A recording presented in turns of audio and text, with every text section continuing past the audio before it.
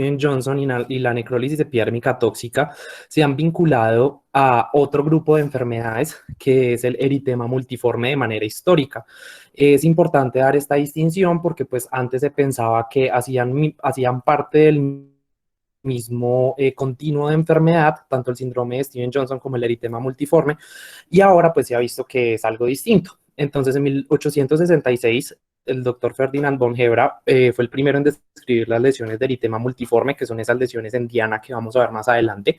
Posteriormente, en el 22, Stevens y Johnson describieron por primera vez el síndrome de Stevens-Johnson, en donde describieron dos niños de 7 años que tuvieron un compromiso generalizado. Y posteriormente, en 1950, el doctor Thomas dividió la enfermedad en el eritema multiforme menor, que fue como más o menos el que había descrito inicialmente von Hebra, y el eritema multiforme mayor, que fue el que conocemos ahorita como síndrome de Stevens-Johnson. Posteriormente, en 1956, el doctor Lyell describe la necrólisis epidérmica tóxica como unos casos extremos en donde hay una afectación prácticamente generalizada, un desprendimiento generalizado a la epidermis, y lo asoció al síndrome de Stevens-Johnson. En el año 93 apenas se separaron estas dos entidades. Se consideró entonces al eritema multiforme menor y mayor en un grupo y al síndrome de Stevens-Johnson y a la necrólisis epidérmica tóxica en otro grupo aparte. Continúa, por favor.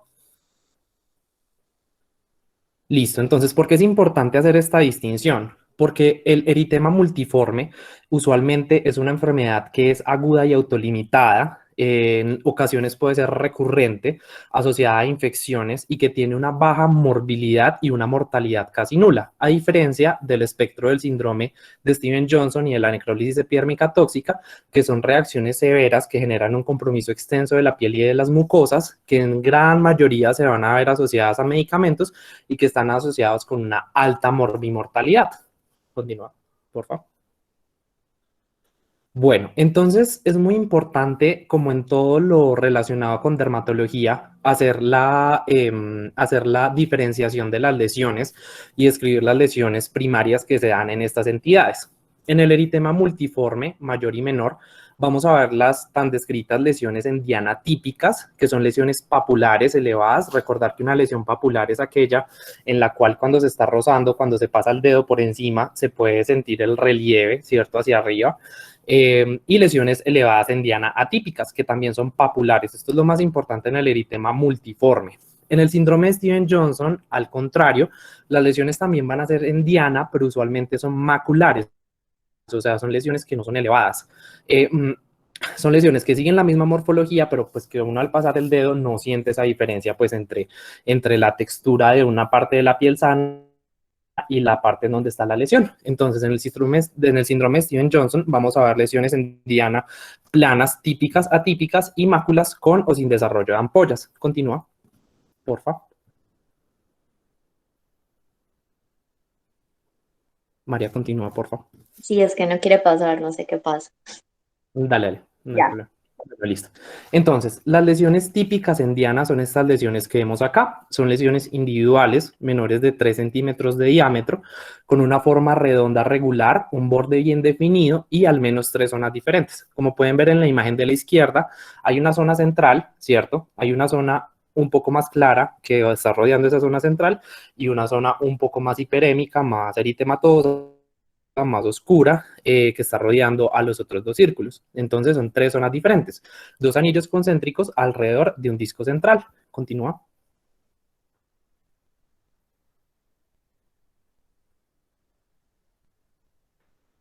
Ahí se puede ver otra lesión que es muy clara, en la cual se ven las 3 zonas distintas del centro y los 2 círculos concéntricos. Continúa.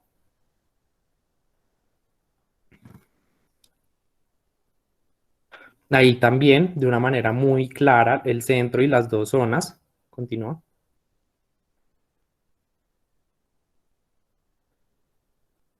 De nuevo, ahí también se pueden ver, pueden confluir, ¿cierto? Pueden comenzar a unirse unas con las otras, entonces ahí se va a comenzar a ver un poco menos claro los límites de las lesiones, pero si ustedes ven fijamente, ahí se logra alcanzar a ver las 3 zonas en cada una de las lesiones, que se van agrupando y van generando pues esas lesiones policíclicas. Continúa, porfa.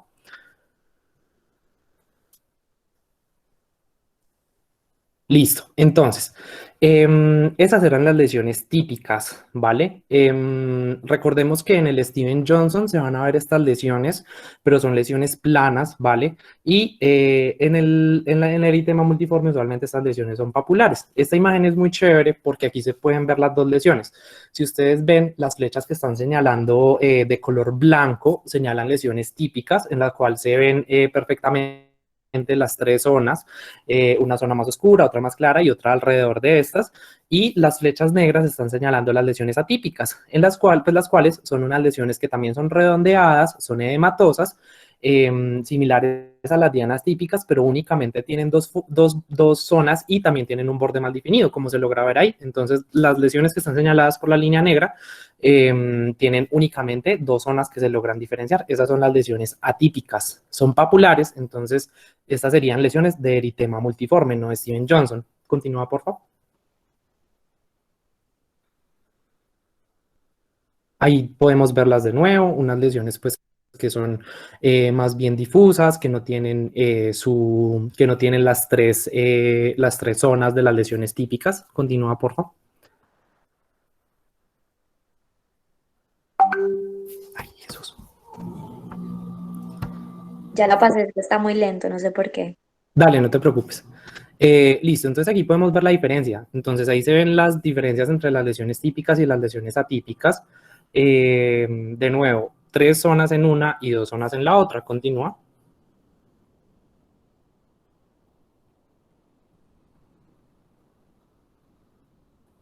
Listo, aquí son las lesiones, otro tipo de lesiones importantes que vamos a ver. Entonces ya vimos las lesiones típicas papulares y las lesiones atípicas papulares. Ahorita las lesiones atípicas maculares, o sea, las planas, las que se ven en el síndrome de Steven Johnson, son unas lesiones redondeadas que son similares a las otras como vimos, tienen únicamente los dos bordes como vimos previamente y son no palpables, ¿listo? Excepto en el centro en el cual puede haber una especie de vesiculación. Estas lesiones entonces son las que vamos a ver en el síndrome de Steven Johnson en la parte cutánea, ¿listo? Continúa.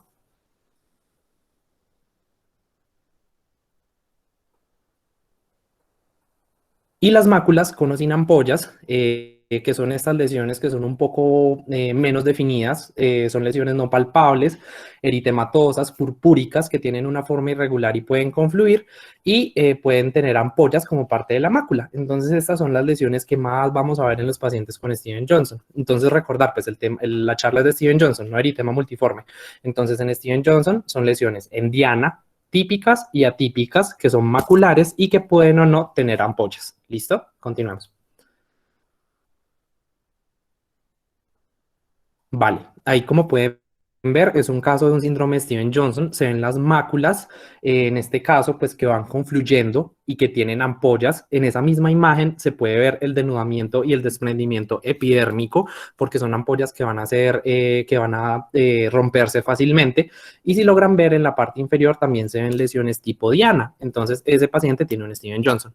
Continúa.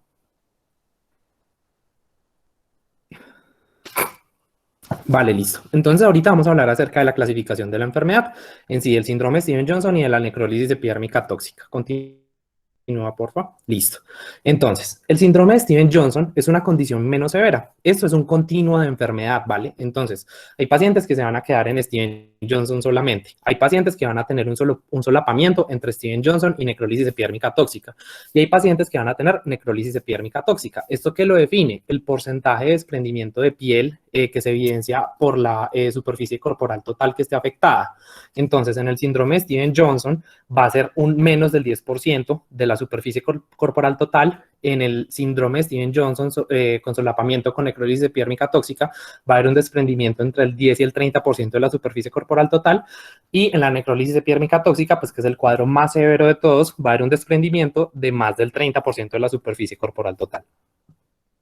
Continúa, por favor.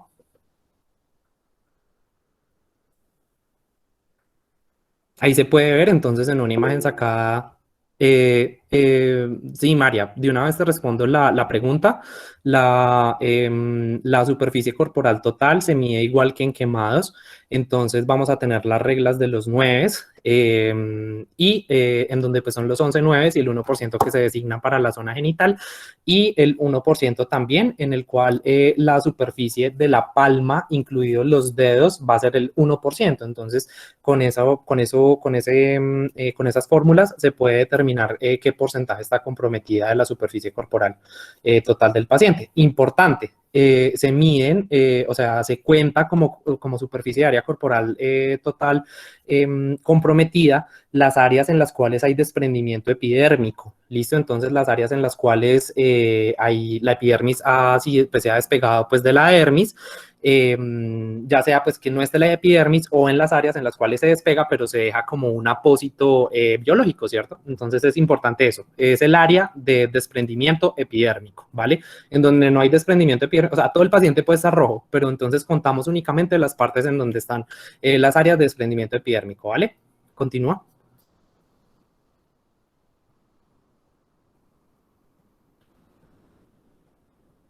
Listo, ahorita que ya definimos entonces la morfología, cuáles son las lesiones primarias de esta entidad, vamos a hablar un poco acerca de la epidemiología, algo muy rápido. Es una enfermedad que menos mal tiene una incidencia baja, más o menos de 2 a 7 casos por millón por año.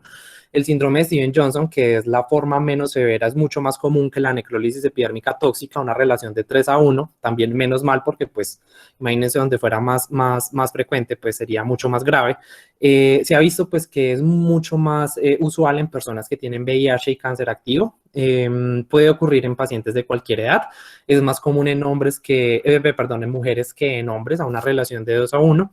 Tiene una mortalidad del 30%, como les había mencionado antes, es una mortalidad bastante alta. Aquí es donde entran a actuar pues las unidades de cuidado intensivo, en donde se les hace un manejo interdisciplinario con dermatología, con cirugía plástica, pues dependiendo de la institución, y se hace pues un manejo para mejorar el pronóstico de estos pacientes. En el Steven Johnson la mortalidad es de un 10%, mientras que en la necrólisis epidérmica tóxica puede llegar a ser del 50%. Y los factores asociados con mayor mortalidad son una edad mayor de 70 años y la presencia de comorbilidades severas. Continúa, por fin. Listo. Hablando acerca de la etiología, entonces es muy importante mencionar que los principales desencadenantes, tanto en niños como en adultos, son los medicamentos. Por eso es que también se hizo la diferencia entre el espectro del eritema multiforme y el espectro del Steven Johnson, porque en el eritema multiforme la principal causa son las infecciones. Hablando de los medicamentos, el riesgo parece estar limitado a las primeras 8 semanas de tratamiento. Entonces, usualmente se manifiesta en las personas que van a desarrollar esta complicación más o menos entre 4 días y 4 semanas después de que se comienza a tomar el medicamento, pero sabemos que va hasta las 8 semanas. Los medicamentos que son más implicados, que se consideran de alto riesgo, que se ha visto que tiene una relación pues mayor con esta entidad, son el alopurinol, los anticonvulsivantes aromáticos como la carbamazepina, la fenitoína, el fenobarbital, también la lamotrigina, las sulfonamías, la nevirapina, en el manejo del VIH, los AINES, especialmente los AINES tipo meloxicam. Menos común también se ha visto alguna relación con acetaminofén, con penicilinas, con talidomida, con tamoxifeno y con otros antineoplásicos. Entonces es importante llevarnos para la casa que los medicamentos que más se han relacionado son el alopurinol, los anticonvulsivantes, los antibióticos tipo sulfonamías, listo, y es mucho menos común pues que haga reacciones, por ejemplo, con penicilina. En penicilina son más comunes los exantemas relacionados a medicamento, bueno, otras reacciones medicamentosas. Dentro de las infecciones que son la segunda causa identificada más común, principalmente Mycoplasma pneumoniae, esto específicamente en niños, y virus del herpes simple, tanto 1 como 2. Continúa.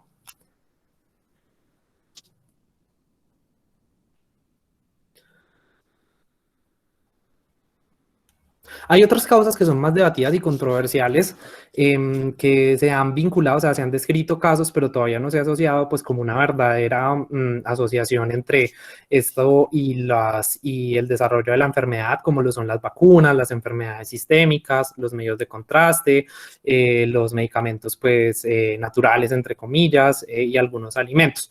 También se ha descrito como una manifestación aguda de la enfermedad de injerto contra huésped en pacientes con trasplante de médula ósea y en radioterapia, pero en pacientes que precisamente se encontraban utilizando concomitantemente anticonvulsivantes aromáticos.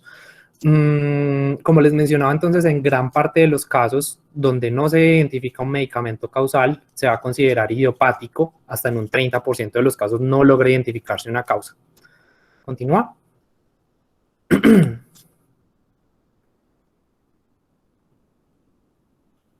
Bueno, dentro de los factores de riesgo que se han identificado, no se conoce a ciencia cierta por qué existe esta relación entre estos factores y el desarrollo de la enfermedad.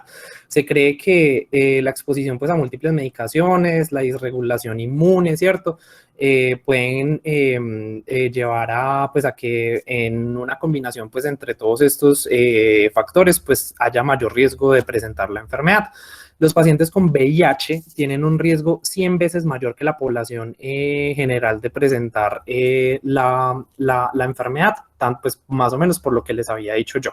La razón claramente no está conocida, pero pues se cree que es porque están expuestos a múltiples medicamentos, tienen una desregulación inmune y pues tienen infecciones concomitantes y polimorfismos genéticos que pueden afectar.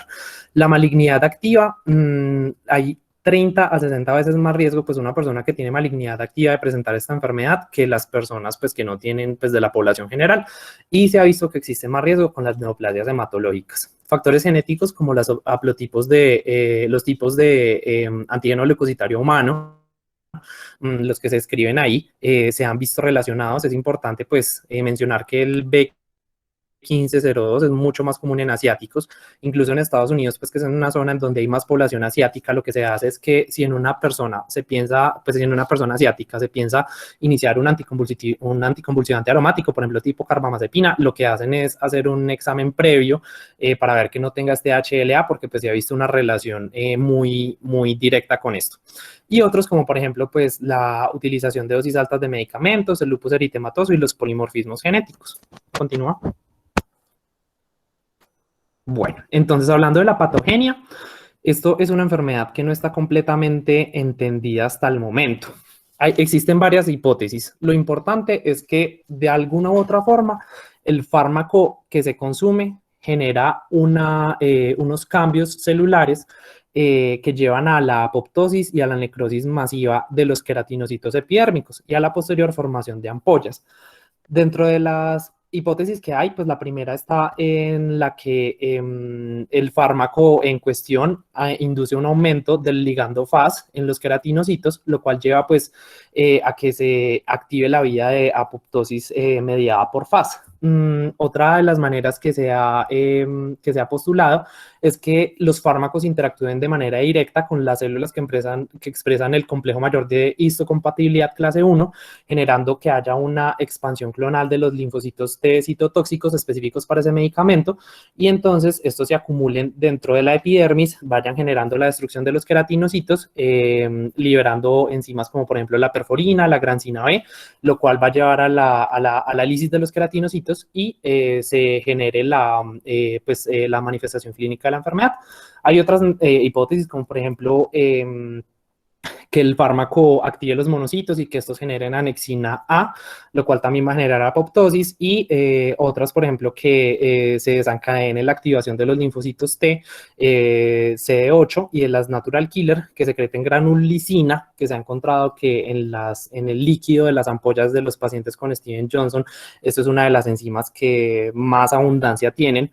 Y que de hecho, si se inyectan, se han hecho experimentos en ratones donde se hace como el extracto de esta granulicina y se inyecta en ratones, generan los cambios vistos en el Steven Johnson. Entonces, estos son como más o menos como la patogenia que se ha visto. Es importante mencionar acá que la inmunoglobulina intravenosa, pues que se ha postulado para el tratamiento del Steven Johnson, lo que tiene es anticuerpos en contra del ligando Fas, entonces pues por ese lado más o menos sería el blanco terapéutico, pero como les digo, es ahorita todavía algo que no está completamente entendido. Continúa, por favor. Vale, ya hablando entonces acerca del cuadro clínico, vamos a tener que inicialmente el paciente va a comenzar con unos síntomas prodrómicos en donde va a tener fiebre, a veces que excede los 39 grados. La fiebre es un hallazgo prácticamente universal en estos pacientes. Más del 100% de los pacientes van a presentarse con fiebre. Y asociado también a síntomas similares a la influenza, síntomas respiratorios altos, ¿cierto? Que preceden 3 días al desarrollo de las lesiones mucocutáneas. También es muy común que hayan síntomas inespecíficos, como por ejemplo malestar general, mialgias, artralgias. Los prodromos en cuanto al compromiso de mucosas, porque pues es importante mencionar que el Steven Johnson en un 90% de los casos tiene compromiso de mucosas, van a poder presentar fotofobia, prurito conjuntival, sensación urente en la conjuntiva o odinofagia. Y el compromiso cutáneo, las lesiones pueden iniciar como un exantema, ¿cierto? Un exantema que en muchos casos pues no nos alertaría porque pues los exantemas morbiliformes pues rara vez son cosas complicadas.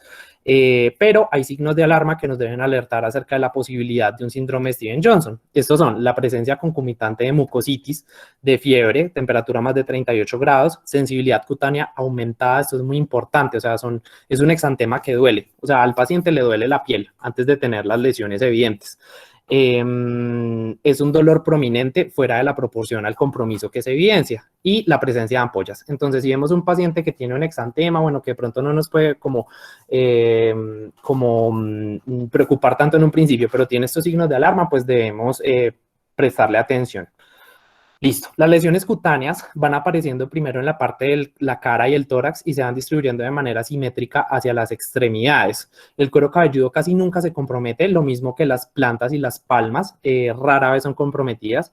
Se van formando lesiones en mácula, las que les describí, las típicas y las atípicas del eritema difuso, y estas van generando, van coalesciendo y se van formando ampollas.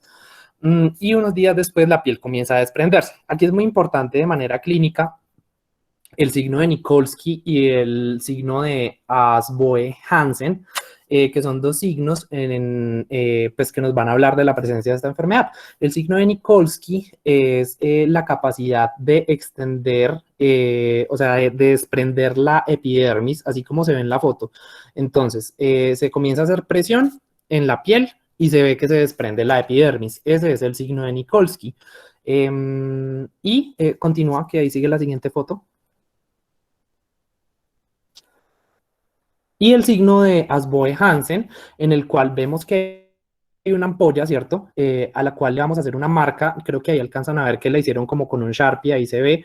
Vamos a proceder a... Esta ampolla tiene que ser intacta, es algo muy importante, o sea, tiene que estar sin romperse. Entonces vamos a proceder a oprimirla y lo que va a suceder es que la ampolla va a extenderse fuera del límite que se había demarcado. Ahí se puede ver, ellos marcaron en la parte negra y al presionar, como se puede observar ahí, se va a extender la ampolla. Esos dos signos son, pues a pesar de que están presentes también en algunas otras patologías, son característicos del síndrome de Steven-Johnson y de la necrólisis epidérmica tóxica. Continúa.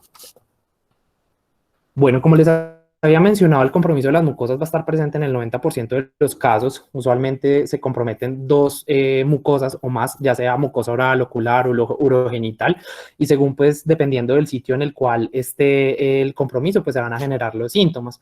La mucosa oral casi siempre se ve comprometida, se ven lesiones que son erosiones hemorrágicas cubiertas por membranas hasta el borde del bermellón en el labio. En la mucosa ocular, el cambio más común es la conjuntivitis severa con una descarga purulenta. Puede haber ulceración corneal y uveitis, por eso en el manejo de estos pacientes también es muy importante que haya intervención de oftalmología. Y en la mucosa urogenital, en donde puede haber uretritis y compromiso vulvovaginal, y va a ser importante también por la presencia de secuelas a este nivel. Continúa, porfis. Bueno, en cuanto al curso clínico, entonces la fase aguda en la cual van a haber las lesiones, va a haber fiebre persistente, dura más o menos de 8 a 12 días. La repitelización ocurre más o menos entre 2 a 4 semanas después de la fase aguda, pero pues toca tener en cuenta que es más lento en las zonas de presión y en las zonas de las mucosas. Y pues posteriormente, pues ya cuando se da la reepitelización, se va a hacer el manejo pues de la parte de las secuelas, porque pueden haber cicatrices en áreas de presión, en los pliegues, cambios de pigmentación en la piel, senequias vulvares, senequias conjuntivales. Entonces pues ahí pues entra a hacerse ese manejo. Continúa, por favor. Listo. En cuanto entonces a la evaluación de estos pacientes, no hay criterios universalmente reconocidos, pero el diagnóstico de Steven Johnson puede hacerse en el contexto en el cual se identifique un antecedente de enfermedad febril o de exposición a fármacos, acompañado de los síntomas prodrómicos, con las lesiones dolorosas que progresan rápidamente, con signo de Nikolsky-Boe-Jensen positivos, con pacientes que tengan compromiso de mucosas y en donde haya necrosis o desprendimiento epidérmico. Continúa, porfa. Espérate que por aquí hay una pregunta. Eddie Alexander Bejarano nos pregunta si aumenta el riesgo de úlceras por presión en cuanto a interacción fisiopatológica de una patología y la otra. En estos pacientes es mucho más común que las zonas de presión, al haber la manipulación y al haber ¿cómo se dice? Pues como, o sea, la idea en estos pacientes es evitar al máximo la manipulación y el movimiento, porque al moverse van a generar desprendimiento de la epidermis. Entonces, en estos pacientes, la presencia de erosiones en las zonas de presión es muy común, ¿cierto? Es muy, muy común. Pero pues estas erosiones usualmente, pues si son debidas al Steven Johnson, pues se limitan a la parte de la epidermis. Ya si es por parte, pues, iatrogénica, bueno, no iatrogénica, sino pues relacionada pues a pocos cambios en su posición o eso, pues ya va a comprometer más. Pero sí sería un factor de riesgo pues en ese sentido, que es importante que en las zonas de presión van a ser zonas que se van a demorar mucho más en sanar y se van a demorar mucho más en reepitelizarse precisamente por esa condición, porque pues tenemos como, además de la patología inicial, pues que es el síndrome de Steven Johnson, tenemos ese otro factor pues que empeora pues la situación. No sé si eso de pronto haya aclarado tu pregunta. Dale, listo.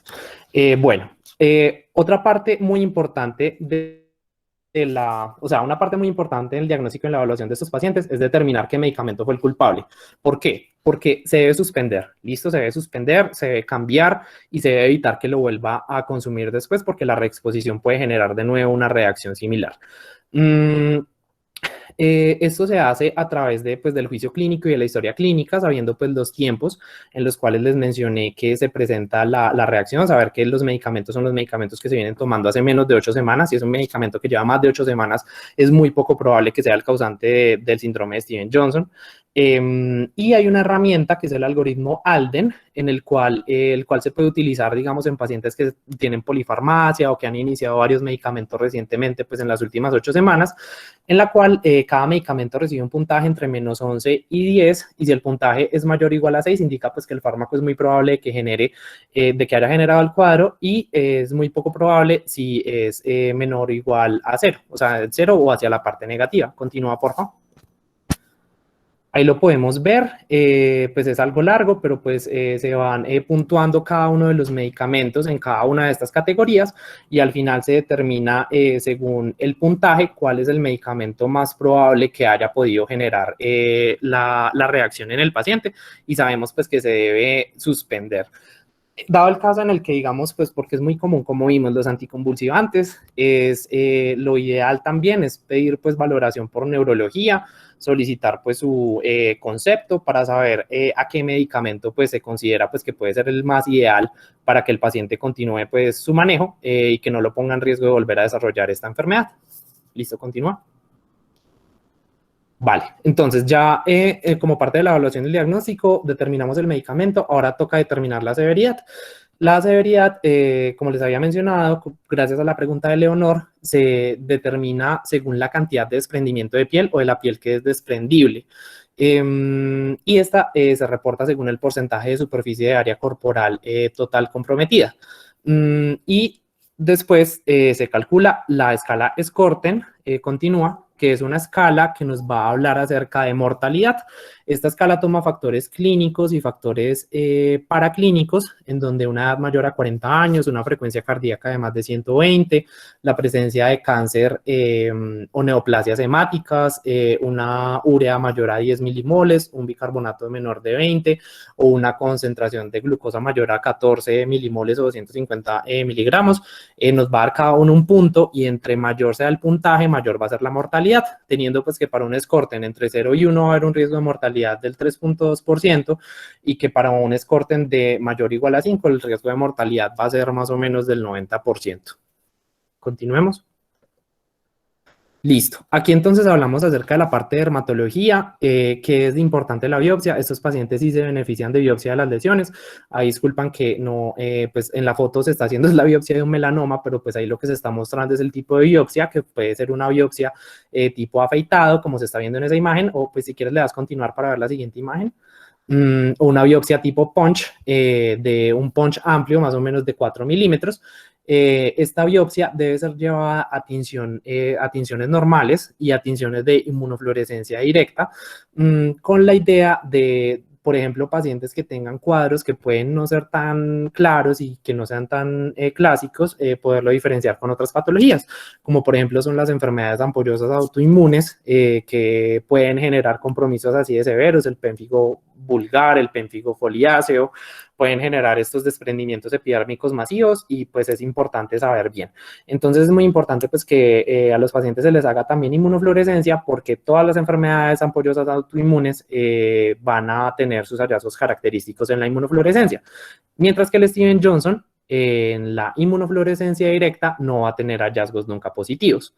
En cuanto pues a lo que se ve en la patología, los cambios tempranos en los cuales se ven queratinocitos apoptóticos en la capa basal de la epidermis, un infiltrado mononuclear principalmente por linfocitos T. Estos cambios no son específicos, pero pues posteriormente en unas lesiones que ya estén más avanzadas va a haber necrosis epidérmica completa y ampollas subepidérmicas, que con la ayuda también de la inmunofluorescencia vamos a poder decir, sí, esto se trata de un Steven Johnson y no es ninguna otra patología. Continúa.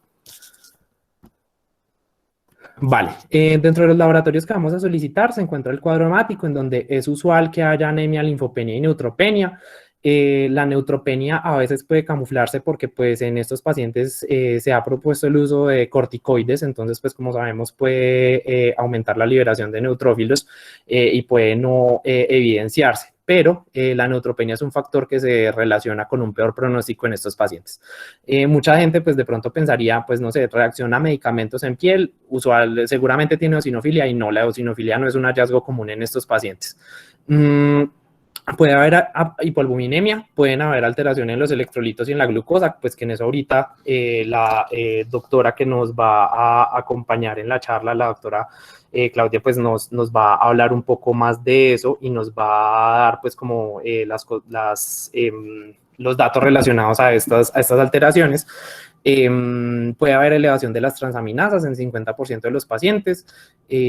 Los cultivos es muy importante realizarlos. Se recomienda hacer cultivos cada 48 horas dentro de la bibliografía que consulté, en piel y en sangre, ya que pues por la pérdida de la función de barrera de la piel y de las mucosas, pues estos pacientes pueden sobreinfectarse de una manera muy fácil. Y en niños es muy importante utilizar también la serología para Mycoplasma pneumoniae, porque es la causa infecciosa más común en ellos. Continúa, por favor. Vale, entonces, para hacerle el abordaje a estos pacientes, entonces sabemos que es muy importante suspender rápidamente los fármacos que pueden estar causando y buscar pues los sustitutos a estos. Estos pacientes deben ser manejados en una unidad de cuidados intensivos, idealmente, o también pues se puede realizar el manejo en una unidad de quemados, y se debe hacer pues todo el manejo pues que se realiza en estas unidades. Es muy importante también hablar de que para el Steven Johnson hasta la fecha no hay tratamientos específicos, ¿cierto?, que hayan mostrado eficacia en ensayos clínicos controlados. Ahí se ha considerado históricamente, se han utilizado algunos medicamentos como son la inmunoglobulina, la ciclosporina, la dexametasona y los inhibidores de TNF-alfa, los cuales pues se usan. Los corticoides sistémicos de manera histórica se han usado. Han sugerido pues que existe un beneficio potencial de usarlos, pero pues existe como dudas acerca pues de qué tipo y qué esquema de dosis usar. Dado pues que los corticoides también pues teóricamente pues y por la parte de fisiopatología pueden aumentar el catabolismo proteico, pues esto puede disminuir la tasa de epitelización. Entonces pues todavía no está muy claro y no está muy recomendado si se puede considerar usarlos, pues pero a la dosis pues que se menciona ahí, dexametasona 1.5 miligramos kilo día por 3 días. Otros medicamentos como la inmunoglobulina IV pues tienen un poco menos de evidencia. La ciclosporina ha mostrado ser bastante útil, en pacientes que no tengan contraindicaciones para su uso. Como sabemos, pues es un antineoplásico y pues tiene varias contraindicaciones, y únicamente se recomienda si puede darse en las primeras 24 48 horas desde la instauración de los síntomas iniciales. Bueno, continuemos, porfa. Espérate que por aquí hay una pregunta, qué pena. Ah, no, mentiras, mentí. Listo. Entonces, bueno, hablando acerca del manejo como desde la parte de dermatología, porque ahorita la doctora Claudia nos va a instruir en el resto de las cosas. Todas las manipulaciones a los pacientes deben hacerse de forma estéril. Estos pacientes deben estar en un ambiente estéril, por eso tienen que estar en una unidad de cuidados intensivos, en una unidad de quemados. Los accesos venosos idealmente deben ser en zonas de la piel en donde no haya pues compromiso de la epidermis. Se deben manipular lo menos posible, ya que como les había mencionado, la manipulación genera desprendimiento. Se recomienda hacer curaciones una vez al día. ¿En qué parte vamos a hacer las curaciones? En las partes donde no hay desprendimiento epidérmico, únicamente se mantienen secas y se dejan sin manipular. Y en las partes en donde hay desprendimiento epidérmico, se cubren con gasas vaselinadas hasta que pues, se haga la reepitelización. Aquí es importante mencionar que también hay aquí pues entra como la discusión entre si deben de bridarse o no las lesiones, ¿cierto? Si se debe retirar la epidermis. Hay varias escuelas, hay una en la cual pues se retira, ¿cierto? Se lleva debridamiento quirúrgico y se le hace el manejo como si fuera una quemadura, y eso pues es más usual pues como que lo hagan las personas que se encuentran en unidades de quemados y esto. Usualmente los dermatólogos lo que hacen más es utilizar el método anti-shear, en el cual la piel separada se deja en el lugar pues donde está, no se quita, sino que se deja para que actúe como un apósito biológico.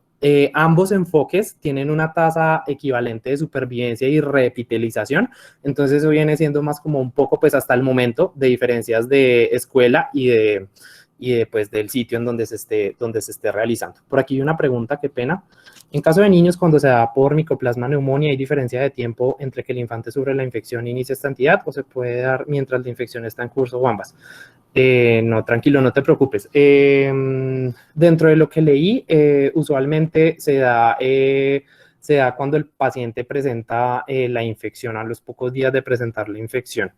No es usual que sea pues una complicación tardía, ¿vale? Entonces, si no estoy mal, si en las primeras máximo 2 semanas después del inicio de los síntomas, se puede vincular a esta patología. Igual también, pues es importante mencionar que micoplasma muchas veces puede llegar incluso a ser asintomático, y puede pues manifestarse pues de otras formas, ya sea por el compromiso cutáneo, la mucositis, porque también únicamente puede dar mucositis y no presentar compromiso cutáneo, y también, si no estoy mal, el micoplasma, cuando no se manifiesta así como la infección clásica que conocemos, también puede presentar alteraciones hematológicas. Entonces, creo, si no estoy mal, que sí es que se da, no sé, o sea, puede iniciar cuando el paciente comienza con la enfermedad, pero también puede darse unos días después, pero no mucho tiempo.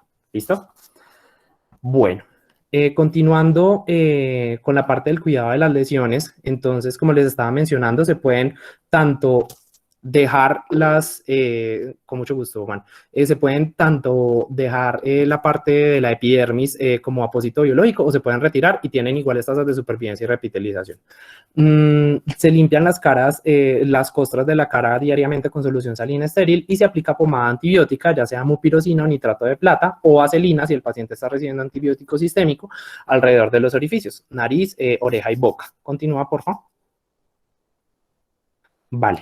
Se debe evitar la sulfadiazina de plata. Esto es un medicamento que se usa mucho en las unidades de quemados, pero pues debido a que las sulfas son de los medicamentos que más se han relacionado con la necrólisis epidérmica tóxica, con el de Steven Johnson, pues debe evitarse utilizarlo pues en estos pacientes. Diariamente se deben limpiar las narinas con algodón estéril, hidratarlas con solución salina y después aplicar vaselina o antibiótico tópico. Se hace enjuague de boca varias veces al día utilizando salina estéril, y se debe aspirar pues si el paciente está inconsciente.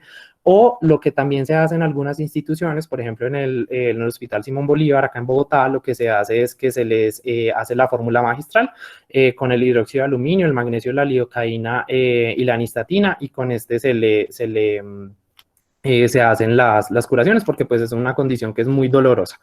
La región anogenital y en los espacios interdigitales se realizan aplicaciones cortas de nitrato de plata si hay maceración, si no hay, simplemente con solución salina estéril.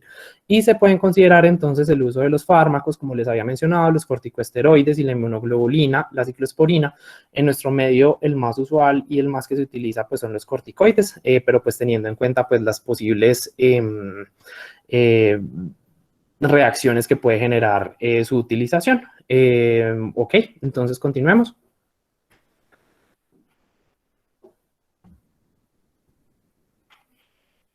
Vale, listo. Entonces, esta es la parte que quise traerles acerca desde la visión desde dermatología.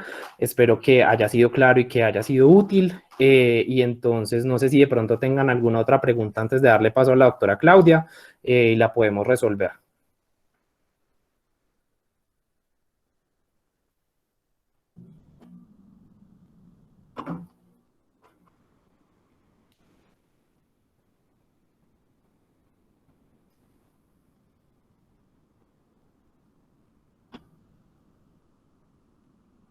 Sí, se han utilizado apósitos como el Aquacel, pero hasta ahorita no hay evidencia pues, que indique que es más recomendado que la utilización de basas gaselinadas únicamente, ¿listo?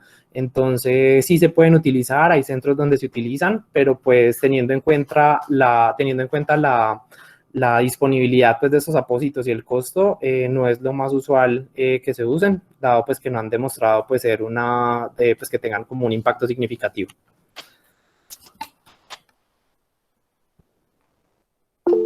Dale. Listo, Juan, muchísimas gracias. Entonces ahora le damos paso a la doctora Claudia con la visión desde el cuidado crítico. Buenas noches, aquí ya están viendo mi pantalla. Sí, señora. Bueno. Buenas noches para todos. Primero que, bueno, mi presentación, soy Claudia Cardona, soy médico general de la Universidad de Caldas y egresada de la especialización de Medicina Crítica y Cuidado Intensivo de la Universidad Tecnológica de Pereira, una universidad pues que me ha acogido y que me ha permitido como esta formación de especialización. Es una hora difícil, son pasadas las 8:30, entonces obviamente tenemos toda una carga de todo un día y la capacidad de concentración pues se ve disminuida grandemente.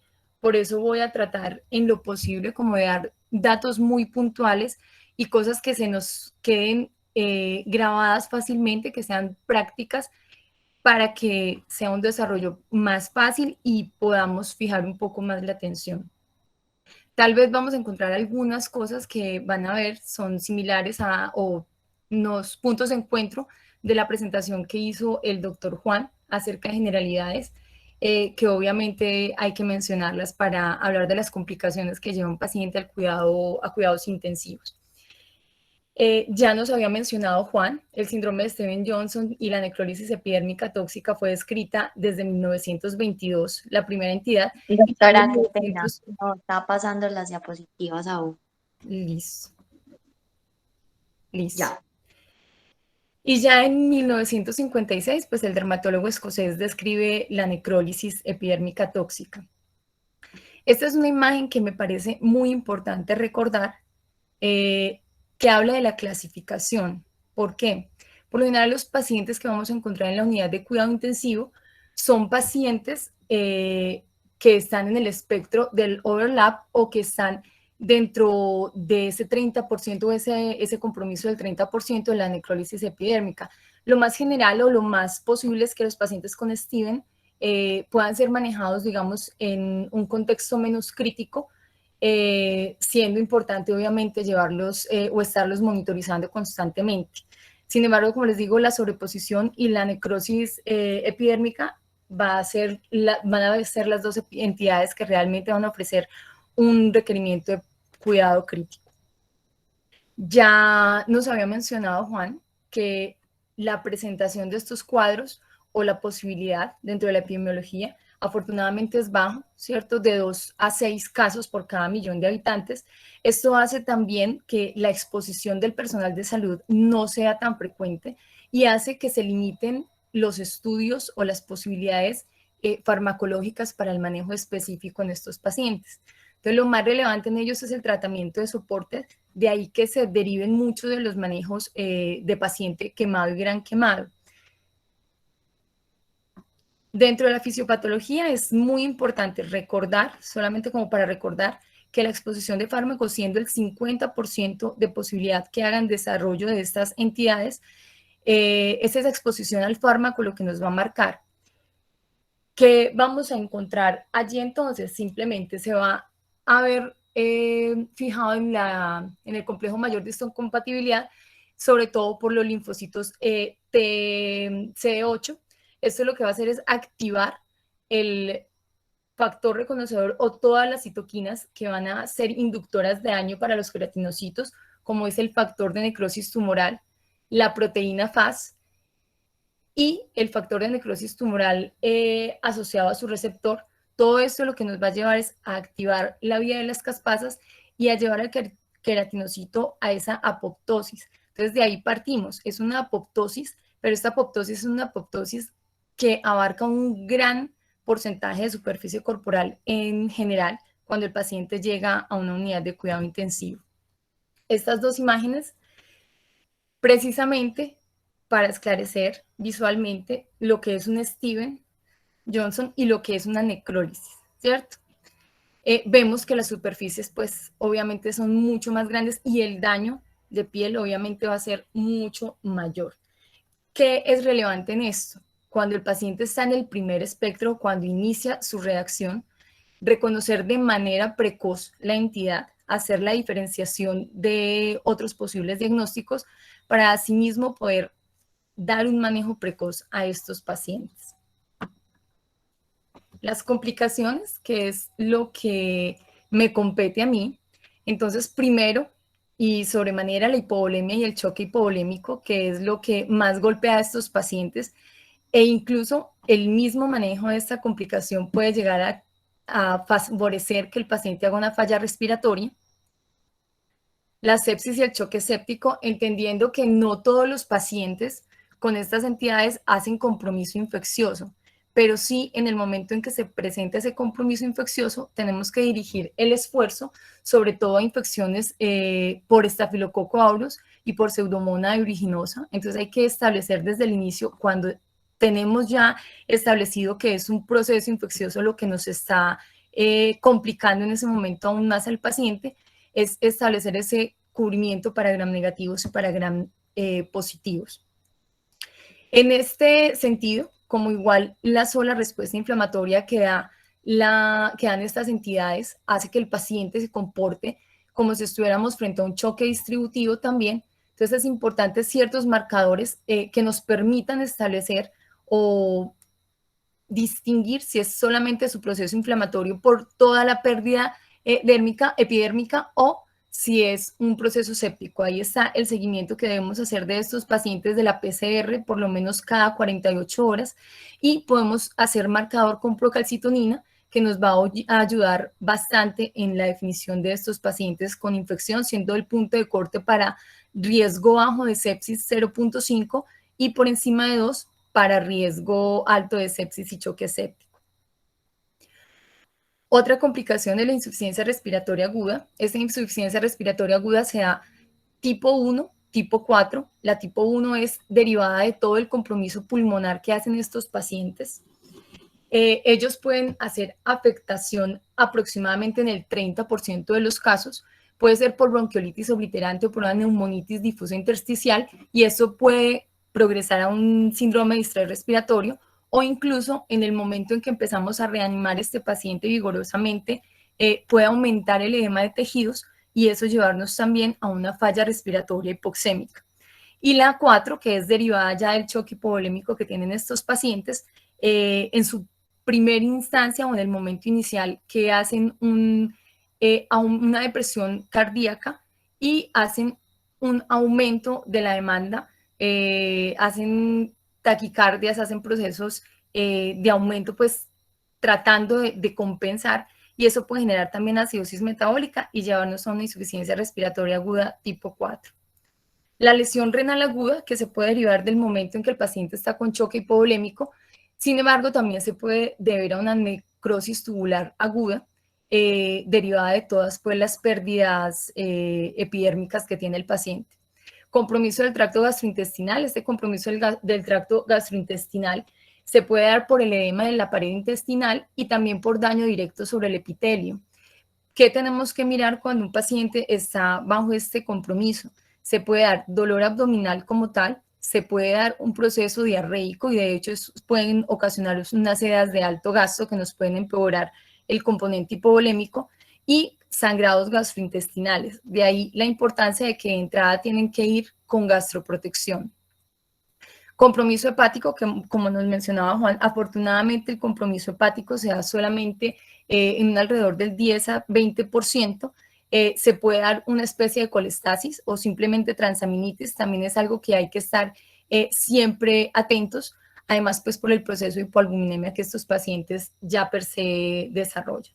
Dentro de estas complicaciones es muy importante el Scorten score para determinar ese porcentaje, ¿cierto? Esa puntuación de mortalidad que debe tener nuestros pacientes. Es relevante que lo hagamos el primer día que el paciente ingresa a la unidad de cuidado intensivo y el tercer día en que va este paciente dentro de la unidad de cuidado intensivo. Eso nos va a establecer si el progreso ha sido alguno o incluso si la mortalidad es mayor en ese momento, y obviamente también nos va a permitir no solamente establecer pronósticos, sino tal vez ajustes en las terapias que estamos dirigiendo. Dentro del tratamiento hay un tratamiento, pues unos cuidados generales que ya igual los habían mencionado, pero vale la pena siempre suspender los agentes responsables, como por lo general estos pacientes están polimedicados, entonces hay que siempre establecer el ALDEN y verificar e ir disminuyendo los que probablemente no estén asociados, que estén asociados con mayor probabilidad a este tipo de cuadros. Se debe hospitalizar siempre en unidad de cuidados para quemados o en unidad de cuidado crítico. Es muy importante, ¿cierto?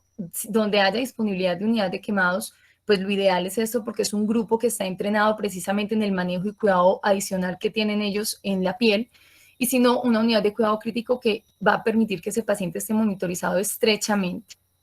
Aplicar, como les digo, a todos los pacientes el Scorten en los días 1 y 3.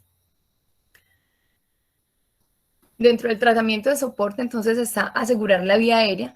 En estos pacientes, siempre estar pendientes de saturación, hacer gasimetrías en caso de posibilidad, si las extensiones pues no son tan grandes o si no están comprometidas las áreas donde se deben hacer punciones, y hacer seguimiento de los índices de oxigenación de estos pacientes. Además, por la presentación que, como les digo, hacen ellos de taquipnea y dificultad respiratoria que puede ser debida a daño directo sobre el epitelio respiratorio o a daño derivado del proceso de reanimación que tengan. Se da por dos modos. Podemos hacerlo bien con el paciente despierto, que es cuando el paciente aún no está en un estado o nos permite hacer una secuencia más, de una forma más serena, o en otros casos, pues nos va a llevar directamente a la intubación o a la secuencia de intubación rápida. Igual esto no es una revisión de intubación, pero sí es importante que ustedes recuerden cuál es esa secuencia, ¿cierto? Entonces, hay que tener una planificación, preoxigenación, el pretratamiento, la sedación, protección y posición del paciente, comprobación del tubo endotraqueal y un manejo posintubación, que es muy relevante en estos pacientes. Estos pacientes siempre van a ser considerados estómago lleno o se van a manejar como pacientes pues obesos.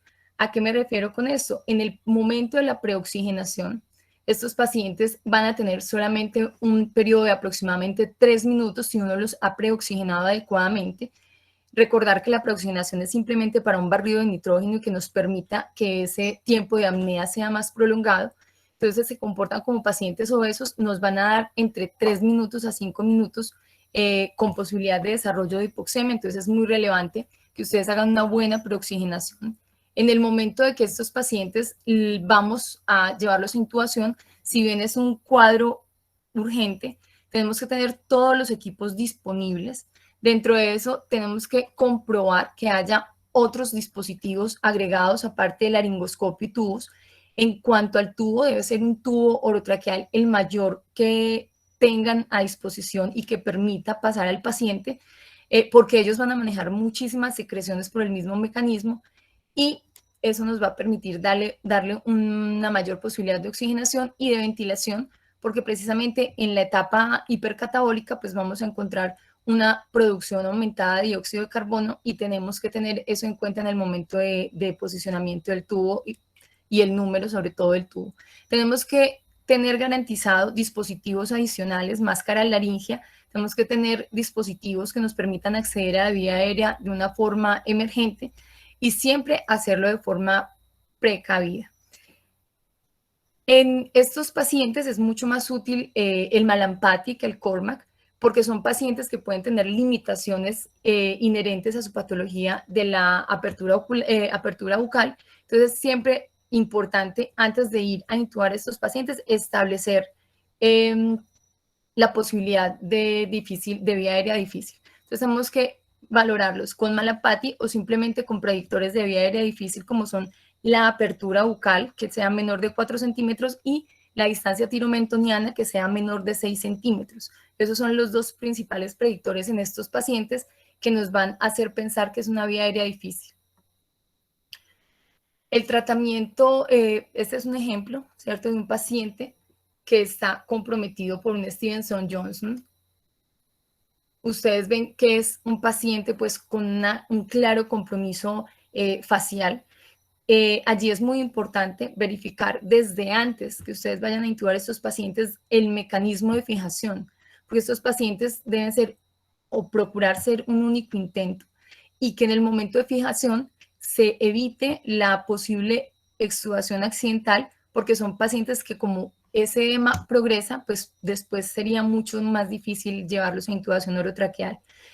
Siempre se debe proyectar eso y hacer o tener todo el material disponible por si le van a hacer fijación. Inclusive se pueden fijar a diente, a encía, dependiendo del compromiso que tienen estos pacientes, o fijaciones que no estén directamente puestas o aplicadas con mucha fuerza a la piel del paciente por el aumento o probabilidad de zonas de presión en ellos. Importantísimo con estos pacientes para la secuencia de intubación en cuanto a fármacos. Son pacientes que están expuestos a mucho dolor por la extensión de la quemadura. Las indicaciones para uso de medicamentos están extrapoladas de los pacientes quemados o grandes quemados. Entonces siempre es importante utilizar analgésico. En ese caso, el fentanil, que es un analgésico pues opioide, es de muchísima importancia y relevancia. Recordar que este medicamento demora en actuar 2 a 3 minutos. Entonces, siempre es relevante la administración inicial de ese medicamento y dar el tiempo adecuado para su efecto. Lo que vamos a utilizar son 1 a 3 microgramos por kilogramo de peso en estos pacientes. El otro pilar es la ketamina, que nos va a coadyuvar en la analgesia y va a permitir que no haya un descenso importante en esa presión arterial en estos pacientes, ya que estamos pues frente a un paciente que tiene un compromiso hipovolémico importante. La ketamina la vamos a utilizar asociada a benzodiazepinas. Esta dosis de la ketamina vamos a utilizarla en 0.5 a 2 miligramos kilogramo. Y las benzodiazepinas vamos a llevarlas de 0.5 a 1.5 miligramos por kilogramo de peso. Ahora, en la elección del relajante neuromuscular, que es algo en lo que ustedes deben tener muchísimo cuidado, y es el hecho de no utilizar o tratar de no, pues obviamente sí es con lo que cuentan en ese momento, pero tratar de no utilizar relajantes despolarizantes por el aumento que hay en estos pacientes de los receptores de acetilcolina. Ese aumento de receptores de acetilcolina se da después de las 48 horas de iniciado el cuadro severo, y lo que va a favorecer es, al momento de utilizar estos despolarizantes, una salida rápida de potasio y unas hipercalemias importantes en estos pacientes. ¿Hasta cuándo es seguro? Pues según los textos, utilizar la succinilcolina hasta esas 48 horas.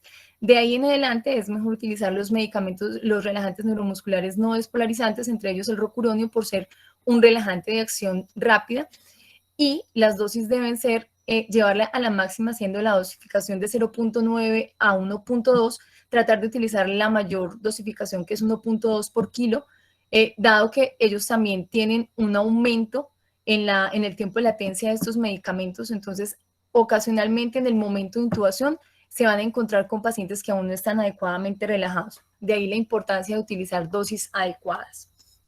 Otro pilar en el manejo de estos pacientes, pues obviamente lo es la terapia hídrica. Dentro de esa terapia hídrica, pues ya nos habían mencionado, para establecer superficie comprometida, la regla de los 9, y dentro del compromiso para el cálculo de los líquidos a aportar, dos diferenciaciones importantes. Una, pues que con los que más nosotros estamos familiarizados es con el Parkland, pero es importante que hacer la dilucidar entre Parkland y Brook en cuanto a la cantidad de líquidos a utilizar, dado que el Parkland por lo general es para pacientes con 30, 50 o menor compromiso de superficie corporal. Brook lo utilizaríamos en pacientes que tengan más de 50% de superficie corporal, esto con la finalidad de hacer una buena reanimación hídrica, pero evitar el edema asociado en estos pacientes. Entonces siempre Parkland, compromisos por debajo de 50%, Brook, compromisos por encima de 50%. Esta cantidad a administrar siempre serán las primeras 24 horas. Saben que la mitad se administraría en las primeras 8, la siguiente mitad se administraría en las 16 horas siguientes.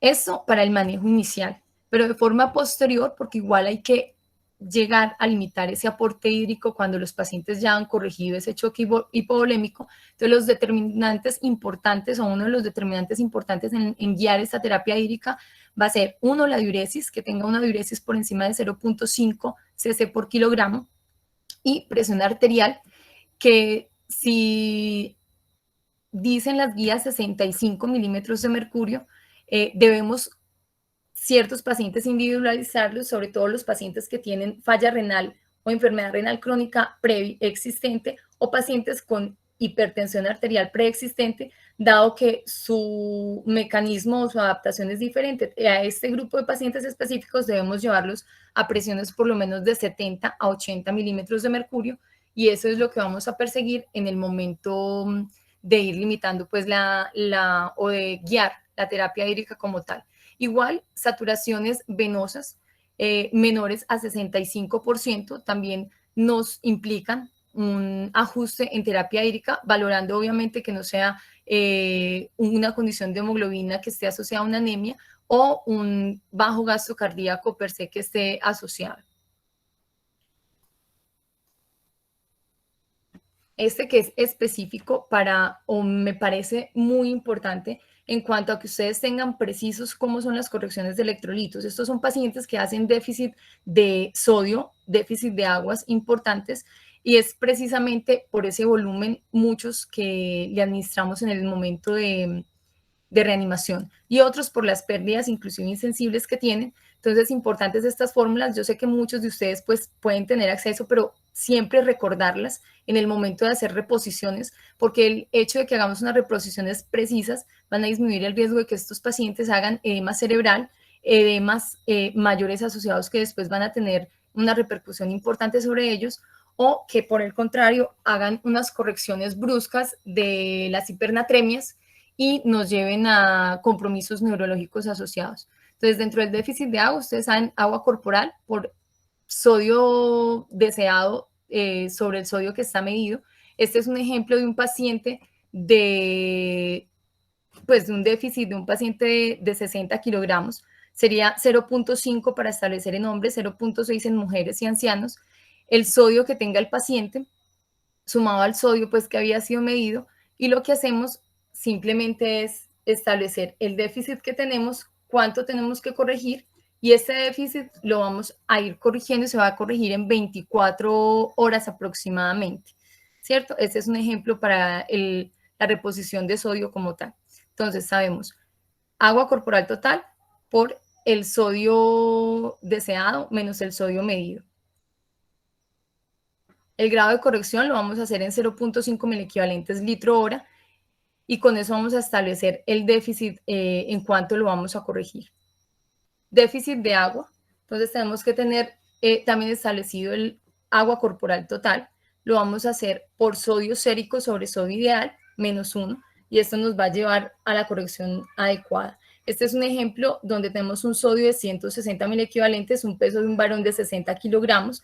El agua corporal total va a ser igual a 36 litros, y los litros a reponer entonces son sodio medido sobre el sodio ideal, -1 por 36, nos llevaría a 3.7 litros. Esos 3.7 litros los vamos a reponer la mitad en 24 horas, siempre haciendo seguimiento de electrolitos cada 6 horas, y la siguiente mitad en las horas restantes, obviamente haciendo un nuevo cálculo dependiendo de la medición de sodio que tengamos. Otra cosa importante, el déficit de potasio en estos pacientes por el hipercatabolismo, por las pérdidas musculares que ellos llevan, pueden hacer o hiper o hipocalemias. Importante definir el grado de déficit de potasio para asimismo corregirlos. Si tenemos una leve, tenemos un déficit de 300 miliequivalentes, moderado de 400 miliequivalentes, severo 500 miliequivalentes. Dato es importante para que ustedes lo tengan en cuenta. Gluconato de potasio oral, pues cuando tienen los pacientes posibilidad de ingesta oral, saber que cada 15 mililitros tiene 20 miliequivalentes y una ampolla de 10 centímetros trae 20 miliequivalentes de potasio, perdón. Reglas de oro para estos pacientes en el momento de la reposición del potasio. Vía periférica, no más de 4 miliequivalentes. Velocidad de infusión no debe superar los 20 miliequivalentes por litros. No administrar más de 200 a 250 miliequivalentes día. Y por vía central, tampoco debemos exceder el valor de 40 miliequivalentes.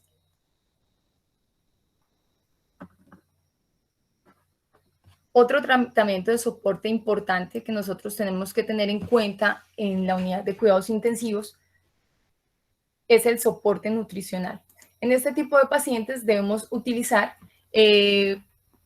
aportes o aminoácidos o fórmulas nutricionales que no nos generen una gran carga de dióxido de carbono. En ese caso, y también por las hiperglicemias que ellos presentan, podemos tener en cuenta la glucerna como uno de los aportes adecuados en los pacientes que tienen compromiso renal preexistente o establecido por una lesión renal aguda. La replena es un buen aporte nutricional en ellos.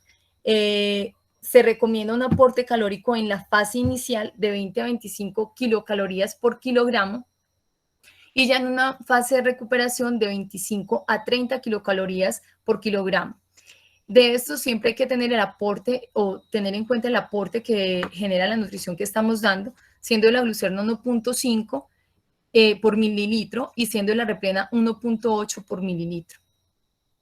Esta es otra fórmula que también ustedes van a encontrar en algunos de los textos. Sin embargo, esta fórmula de Chiga es bastante sobreestimada en el aporte que nosotros vamos a dar a estos pacientes. Entonces, es mucho mejor la inicial en el momento de nutrir a nuestros pacientes.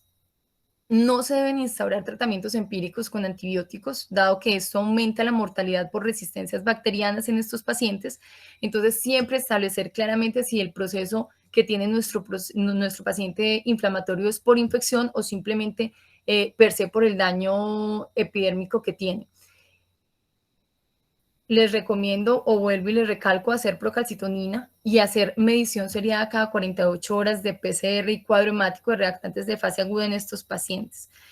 No inicialmente arrancar con antibióticos, sino solo si está demostrada infección y, como ya les había mencionado, gram negativos y gram positivos, específicamente Staphylococcus aureus y Pseudomonas aeruginosa.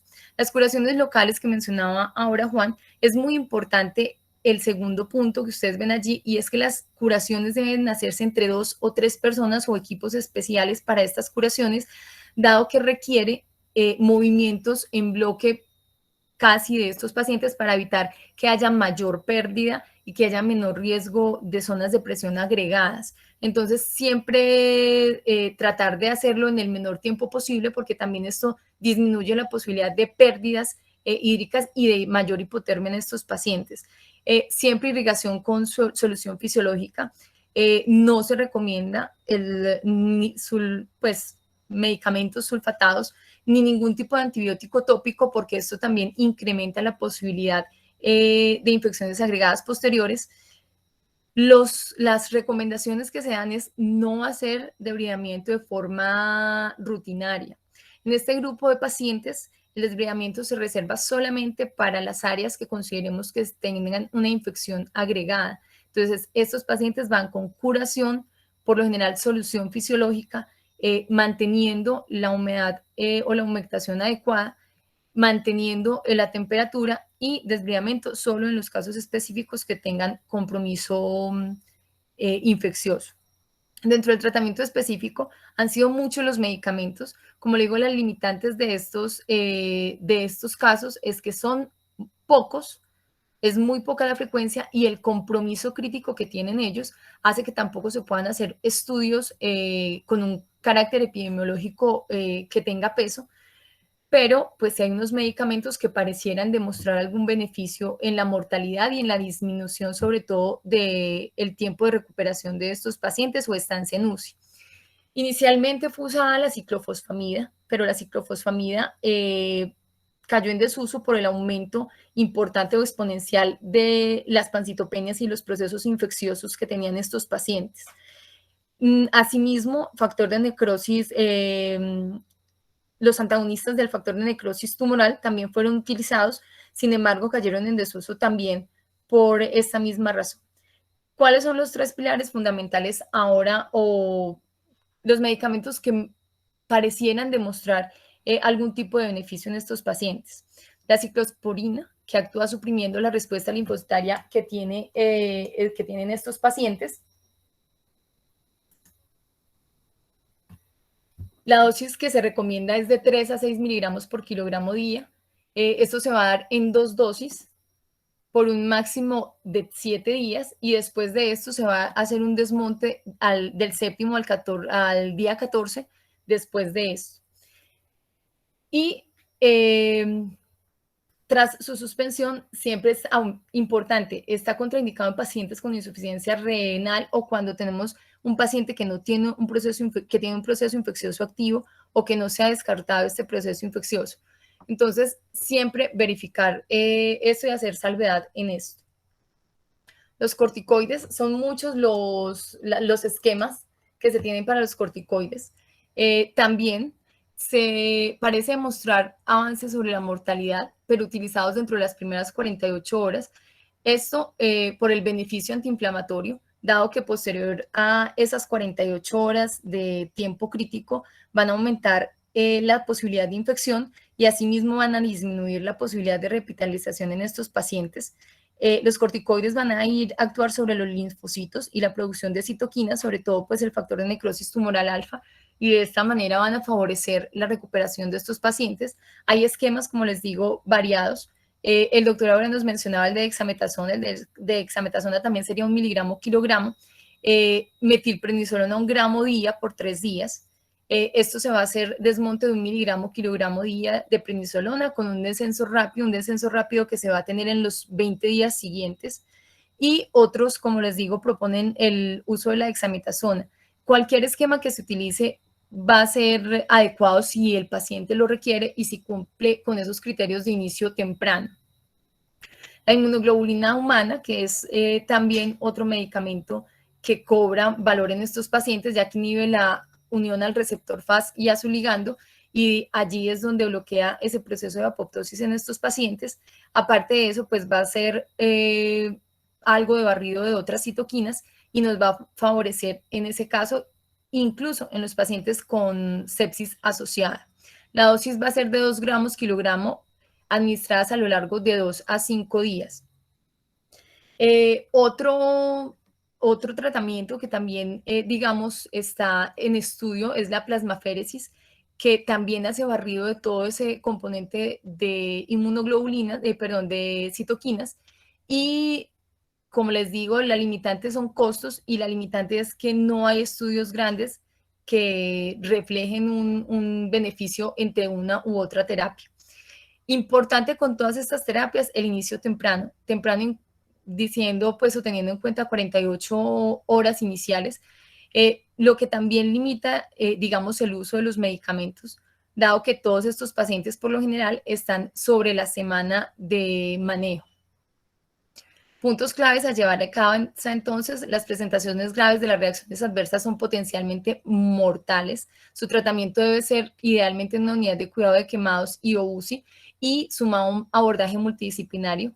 Como lo mencionaba Juan en la presentación, siempre debe estar acompañado de oftalmología, de urología por los daños urogenitales que puede causar, dermatología indudablemente, cirugía plástica si debe actuar inicialmente o con las secuelas posteriores, y cuidado crítico.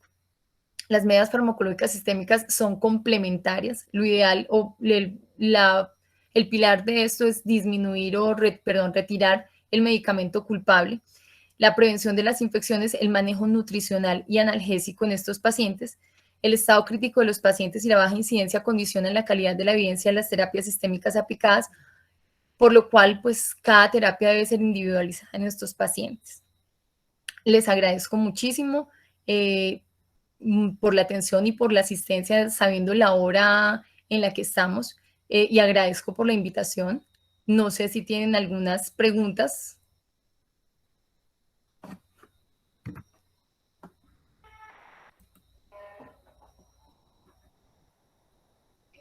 Doctora, muchas gracias. En el chat hay una pregunta. Muéstrame. Bueno. Apósitos como el Aquacel tienen mejor rendimiento. Este Aquacel se utiliza ya cuando los pacientes están en fase de recuperación. En el momento inicial, digamos que no, precisamente porque la pérdida es extensa, y someter pues al paciente al Aquacel seriado, hay que estar retirándolo con cierta constancia. Entonces el Aquacel sería para periodos superiores a las 2 semanas. ¿Habrá algún método de monitorización ideal para estos pacientes? Por ejemplo, reanimarlos guiados por ELWI con catéter pico. Por ejemplo, en quemados hay ensayos con manejo de fluidoterapia guiado por Swan-Ganz. En esta entidad ayudará. Bueno, el Swan-Ganz, digamos que ha caído en desuso. Sin embargo, hay unos casos puntuales en que se está reservado, y es en pacientes que dentro del proceso de reanimación tienen arritmias asociadas o tienen una hipertensión pulmonar importante, y eso sí nos va a dar mejor rendimiento. Con picos, sí, claro, siempre y cuando este paciente esté en posibilidades. Recuerden que las invasiones siempre tienen que estar lejanas a sitios de punción, perdón, a sitios que tengan un gran compromiso. El catéter pico tiene mucha relevancia, sobre todo por eso. El ELWI nos va a permitir saber o calcular esa cantidad de agua extrapulmonar que tiene nuestro paciente, y va a limitar esa terapia hídrica vigorosa. Entonces, sí, claro, el pico está indicado en este tipo de pacientes cuando tenemos un aporte hídrico grande, cuando es una superficie corporal por encima de 40-50%, dado que el aporte hídrico va a ser muy importante, y eso también nos va a limitar la parte pulmonar. No sé si alguna otra pregunta. Bueno, pero en esos dos casos específicos utilizaría el ELWI, el catéter pico sobre el Swan-Ganz. Y el Swan-Ganz lo utilizaría solamente, lo reservaría solo a pacientes que tengan hipertensión pulmonar preexistente o problemas arrítmicos preexistentes, en los casos de pacientes mayores de edad, por ejemplo. No sé si tengan alguna otra pregunta. Bueno, lo que se ha mostrado es que en quemados el Parkland a veces se queda corto cuando se compara con la terapia guiada por pico. Siempre que ustedes tengan un monitoreo invasivo de un paciente, pues obviamente será superior. Y recuerden que el Parkland es una fórmula que se utiliza en las primeras 48 horas. No es para continuar el manejo en estos pacientes. Es lo que ustedes pueden hacer en las unidades donde están o donde atienden inicialmente a los pacientes, y el Parkland es para eso, esas primeras 24 horas. Pero si uno ya está en una unidad de cuidado intensivo, sí, claro, el pico está por encima de lo que tú quieras con la fórmula Parkland.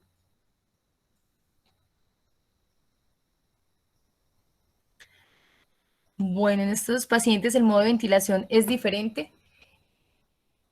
No, realmente en este tipo de pacientes ellos hacen por lo general un síndrome de estrés respiratorio agudo. Entonces lo que vamos a tratar de manejar son unos volúmenes, o mejor dicho, vamos a guiar la terapia ventilatoria mediante mecánica pulmonar, ¿cierto? Eso nos va a permitir guiar como esa ventilación en ese paciente. Básicamente, la ventilación es la de síndrome de distrés respiratorio agudo. Volúmenes bajos, un volumen que vaya entre 6 a 7 cc kilo hora. Hay unos que son más ultraprotectores, ¿cierto? Y llevan al paciente hasta 4 si es necesario, dependiendo de las presiones en vía aérea. Unas PIP que van entre 7 a 10 también dependiendo, o sea, serían como los parámetros iniciales para arrancar con estos pacientes. La FIO2 también, la ideal, pues cuando tú arrancas y empiezas a ventilar el paciente es 100%, pero tienes que tratar de disminuir para también no favorecer que quede con una desnitrogenación permanente este paciente y nos vaya a hacer atelectasias. Ya después de eso, sí lo que tú, y en modo controlado por volumen, siempre es como arrancamos o como se arranca, y ya de ahí en adelante lo que tú tienes que hacer es mecánica pulmonar si es una ventilación difícil, y si no guiado por parámetros de oxigenación y por curvas de ventilador.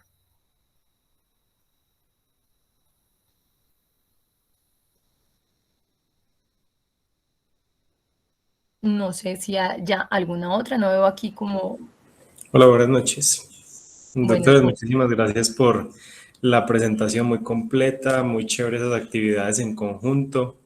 Y yo tengo una pregunta pequeña, es respecto a en la mayoría de pacientes con estancia prolongada en las unidades, pues se generan algunas lesiones en piel. Estos pacientes pues, hay que tenerle mucho cuidado. Entonces, mi pregunta va encaminada hacia la utilidad de los colchones especiales, como los que tienen contenido de agua o algún otro material, qué tan útiles son y qué tan costo efectivos pueden ser.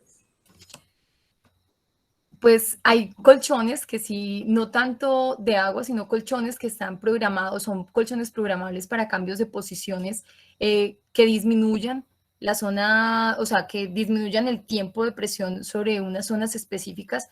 Entonces sí, sí sería viable si, digamos, las familias pueden aportar esto. Ahora es el costo lo que disminuye la posibilidad de manejo, pero sí pueden ser una ayuda importante en estos pacientes. Gracias.